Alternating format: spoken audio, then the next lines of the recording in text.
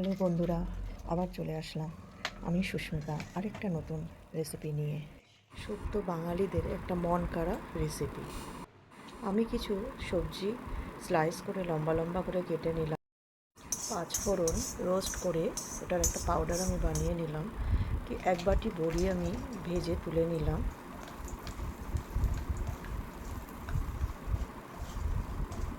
বড়িগুলো একটু ভালো করে লাল করে ভেজে নিতে হবে। আর একটু তেল কড়াইতে দিয়ে তাতে আমি করলাগুলো আগে ভেজে তুলে নেব। সম্পূর্ণই ভেজে নিতে হবে যাতে পুরোপুরি সিদ্ধটা হয়ে যায়।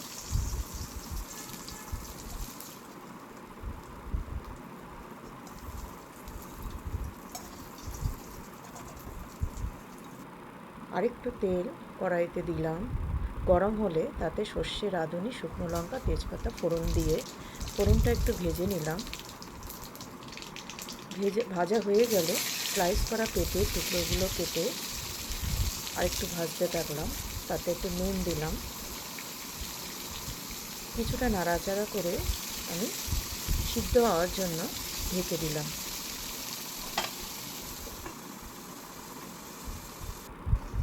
কিছুক্ষণ পর আরেকটু নাড়াচাড়া করে তাতে আমি স্লাইস করে কেটে রাখা আলুগুলো দিয়ে আরেকটু নাড়াচাড়া করলাম। কিছুক্ষণ পর আবার কাঁচকলার টুকরোগুলো দিয়ে আরেকটু নাড়াচাড়া করে দিলাম এবং কিছুটা সিদ্ধ হওয়ার জন্য ঢেকে দিলাম। মাঝে মাঝে চেক করতে হবে যাতে কড়াইয়ের নিচে লেগে না যায়।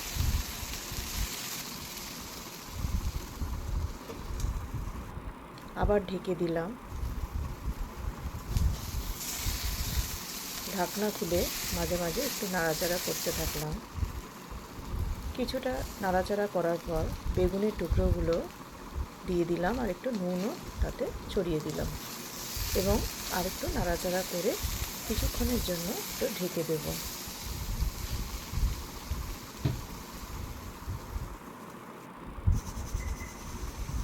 যখন সম্পূর্ণ সিদ্ধ হয়ে যাবে সবজিগুলো তাতে 1 কাপ দুধ আমি ঢেলে দিলাম। শুক্তোতে এই দুধটা অ্যাড করলে খুব সুন্দর একটা আলাদা ক্রিমি টেস্ট আসে। তোমরা একবার ব্যবহার করে দেখতে পারো।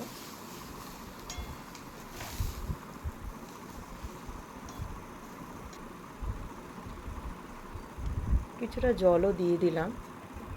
একটু সিদ্ধ যদি থেকে বাকি থাকে তাহলে ভালোভাবে সম্পূর্ণভাবে সিদ্ধ হয়ে যাবে এবং একটা ক্রিমি টেক্সচার এসে যাবে আমাদের শুক্তোর মধ্যে। চেক করে নিলাম সবজিগুলো সম্পূর্ণই সিদ্ধ হয়ে গেছে।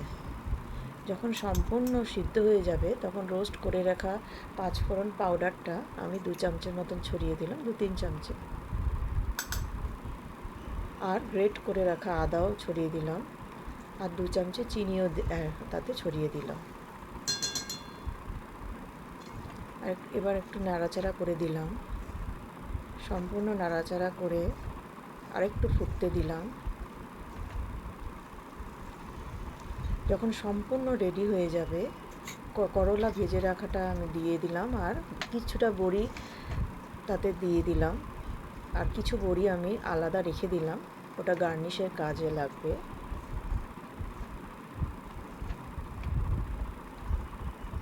বড়ি সম্পূর্ণ রসটা টেনে নেবে।